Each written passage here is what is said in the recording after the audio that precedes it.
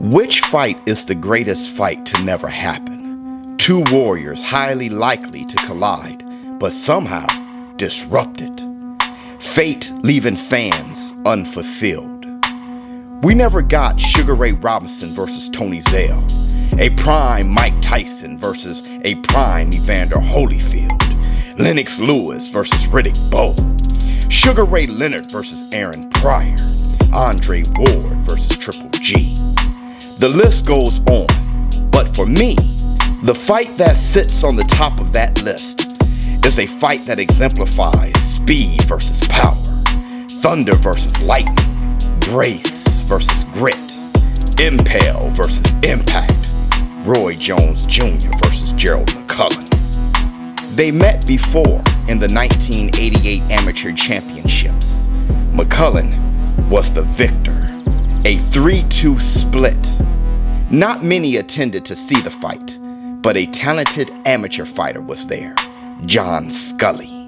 He recalls the fight, saying that many would get on Roy Jones for being too careful in boxing. So Roy decided to slug with McClellan to prove critics wrong. Scully remembers it as a great fight, which went back and forth. He says McClellan was deserving of the victory, but not without a cost. Because following that fight, at the Olympic trials, Gerald McClellan couldn't spar due to a hurt jaw, gifted by the hands of Roy Jones Jr. Jones completed the Olympic trials and competed in the Olympics, famously getting robbed of the gold in South Korea.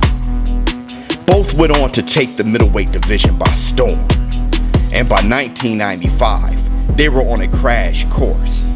The G-Man, Gerald McClellan, was the WBC champion after KOing Julian the Hawk Jackson. Roy Jones Jr. was IBF champion after defeating Bernard Hopkins.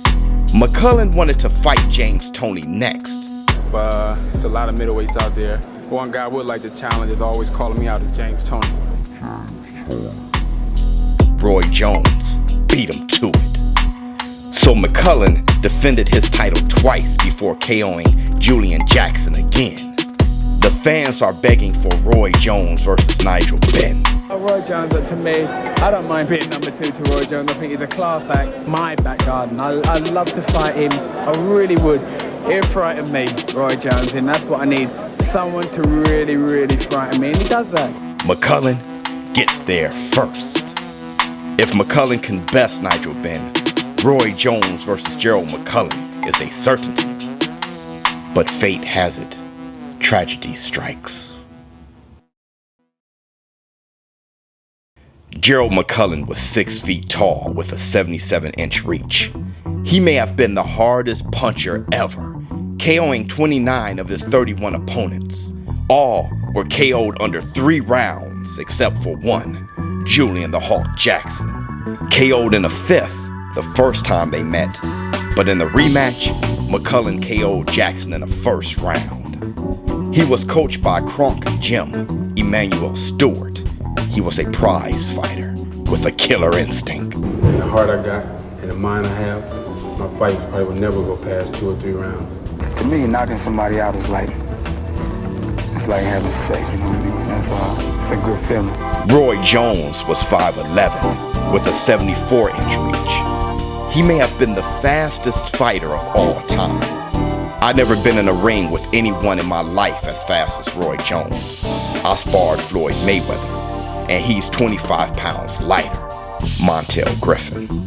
At the time, Roy Jones was 26-0 with 23 KOs, which means he packed power with his speed. Roy Jones Jr. versus Gerald McClellan, the best fight never.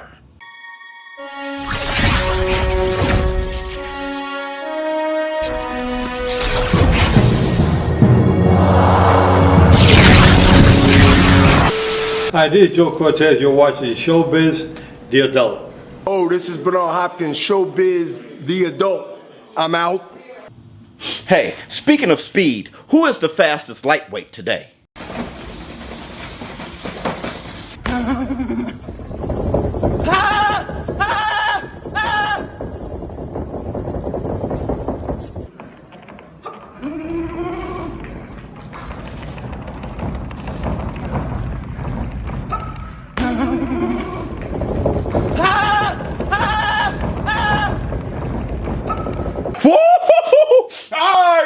Lord.